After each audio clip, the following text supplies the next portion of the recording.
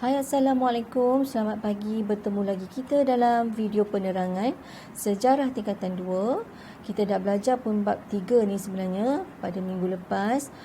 Tajuk sosio budaya masyarakat kerajaan alam Melayu dalam subtopik tulisan dan bahasa dan juga persuratan. Hari ini kita nak sambung kepada seni bina dan juga struktur sosial masyarakat kerajaan alam Melayu. Seni bina ialah suatu seni mereka bentuk sesebuah binaan yang mempunyai fungsi-fungsi tertentu. Melalui seni bina ini jugalah menggambarkan kecemerlangan masyarakat melalui hasil seni bina mereka, antaranya termasuklah membina candi, perkapalan dan juga sistem pengairan. Kita pergi kepada seni bina kerajaan Funan, mana masyarakat kerajaan Funan mampu membina kapal. Kapal besar ni boleh memuatkan sehingga 700 orang dan 1000 tan kargo barangan. Mereka juga membina perahu panjang yang boleh memuatkan 100 orang penumpang. Selain daripada itu, mereka membina sistem pengairan untuk mengawal limpahan air dan mengalirkan air masin keluar dari tanah pertanian, dan juga membina candi. Candi ini berfungsi sebagai rumah ibadat, sebagai pusat pendidikan dan juga pusat pertemuan masyarakat. Sebagai contohnya, eviden tinggalan binaan di tapak candi seperti di gambar yang cikgu sertakan di situ ialah Candi Go Chai Ti di Okyo. Kemudian kita tengok seni bina kerajaan Angkor. Masyarakat Angkor membina bari berukuran 2 kali 8 km, di mana bari ni mampu menampung 30 juta meter padu air untuk disalurkan ke sawah padi di sekitarnya. Kemudian mereka juga membina candi ataupun Angkor Wat yang terkenal, iaitu Angkor Wat dan juga Angkor Thom. Angkor Wat ni dibina oleh Raja Suryavarman II dengan keluasan 208 hektar, dan binaan menara utama di tengah-tengah candi adalah setinggi 65 meter. Gambar di situ ialah gambar Angkor Wat. Selain daripada itu, masyarakat kerajaan Angkor juga membina kapal yang digunakan untuk perdagangan dan juga peperangan. Gambar di situ ialah bukti di mana terdapat ukiran kapal perang kerajaan Angkor pada Angkor Wat. Kemudian seni bina kerajaan Champa. Kerajaan Champa ni seni bina dapat dilihat melalui pembinaan candi. Antara candi yang termasyhur termasuklah kompleks candi di Lembah Mison, Don Duang dan juga Po Nagar. Gambar di slide ialah Candi Mison. Candi di Lembah Mison.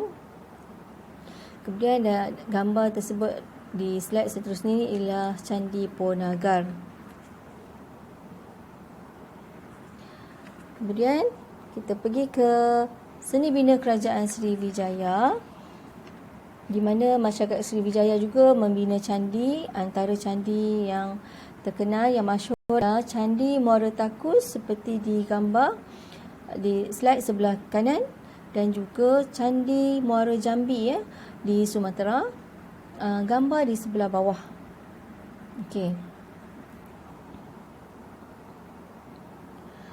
Kemudian ada juga rekod penemuan di mana rekod kerajaan Cina mencatatkan Palembang, kerajaan Sriwijaya ni lah bertindak sebagai pusat binaan kapal-kapal Melayu yang besar, dan kapal ni dipercayai boleh berlayar sehingga pelabuhan Tonkin dan juga Tenggara China.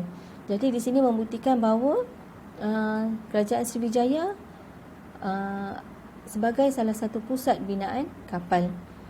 Di sebelah kanan adalah ukiran tugu di Bukit Siguntang, Palembang, menggambarkan kapal-kapal pada zaman kerajaan Sriwijaya. Gambar tu ada gambar kapal di situ, menggambarkan kapal-kapal era kerajaan Sriwijaya. Seterusnya Seni bina Kerajaan Majapahit.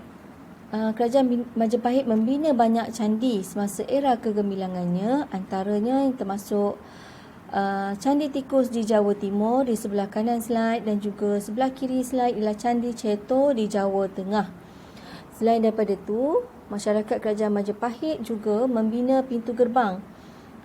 Di sebelah kiri ialah Gapura Wringi Lawang merupakan pintu gerbang laluan raja, dan di sebelah kanan ialah Gapura Bajang Ratu, pintu masuk ke dalam sebuah bangunan suci di Jawa Timur.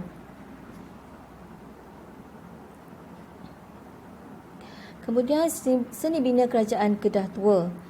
Okey. Seni bina Kerajaan Kedah Tua ni banyak tertumpu kepada binaan candi untuk menggambarkan agama Hindu dan Buddha di Lembah Bujang. Okey. Antara tinggalan candi Buddha yang masyhur ialah seperti terdapat di Bukit Coras, Bukit Pendiat dan Bukit Meriam.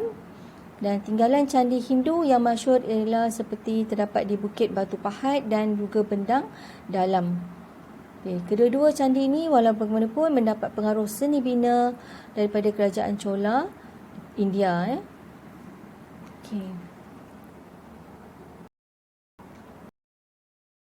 Gambar di sebelah kanan ialah Candi Batu Pahat sebagai bukti peninggalan candi Hindu, ya. Dan di sebelah kiri adalah Candi Bukit Pendiat, menggambarkan tinggalan candi Buddha.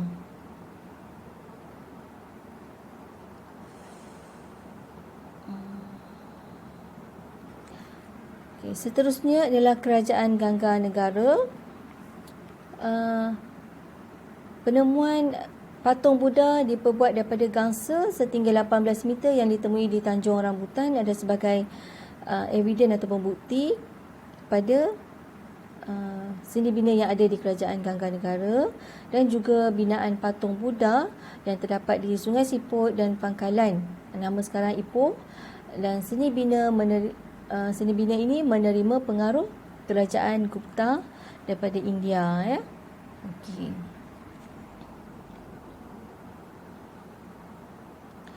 Kemudian kita tengok kepada perkara 3.4 iaitu struktur sosial, di mana masyarakat Kerajaan Alam Melayu mempunyai struktur sosial yang hampir sama, di mana asasnya ialah kelas terdapat dua kelas atasan dan juga dua kelas bawahan. Okey. Sebagai asasnya terdapat kelas atasan dan juga kelas bawahan, di mana kelas atasan tu ialah golongan pemerintah yang sepatutnya golongan pemerintah ni lah menjaga dan melindungi rakyat. Kelas bawahan ialah golongan diperintah. Sepatutnya golongan diperintah ni adalah golongan bawah yang menunjukkan taat setia kepada golongan pemerintah. Struktur sosial di alam Melayu ni merupakan struktur sosial yang tersusun, ya, yang dapat memperkukuhkan lagi sistem politik dan kedudukan pemerintah. Kedua-duanya memainkan peranan yang sangat penting untuk mengukuhkan sistem masyarakat dan menyumbang kepada kestabilan kerajaan. Okey.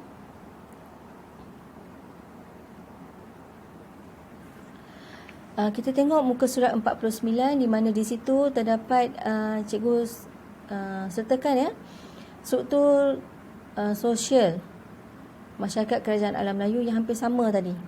Okey, di mana terbahagi kepada dua golongan, iaitu golongan pemerintah di bahagian atas dan juga golongan diperintah di bahagian bawah. Golongan pemerintah di puncaknya adalah raja ataupun raja lah, ya, pemerintah lah.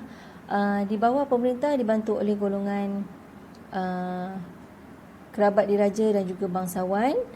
Golongan diperintah terdiri daripada rakyat merdeka dan juga hamba, dan kamu boleh rujuk buku teks kamu setiap kategori tadi tu, ya. Okey. Di situ juga cikgu letakkan gambar ukiran pada Candi Borobudur yang menggambarkan golongan pemerintah di istana. Gambar yang bawah dalam slide tu, ya, menggambarkan ada golongan pemerintah di istana.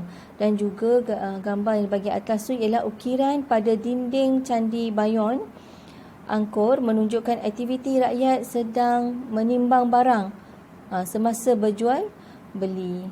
Okey. Jadi kepelbagaian sosio-budaya masyarakat kerajaan alam Melayu memperlihatkan kebijaksanaan manusia.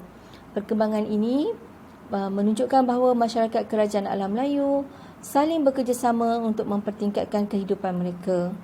Hal ini harus menjadi inspirasi kepada peningkatan penciptaan untuk kemajuan negara sekaligus memupuk pemuafakatan dalam kalangan warga negara. Okey. So, kita tamat untuk bab 3 ni, 3.1 sampai 3.4. Jadi apa yang kita belajar hari ini? Kita belajar tentang seni bina dan juga struktur sosial kerajaan alam Melayu. Sampai di sini dulu video penerangan kita.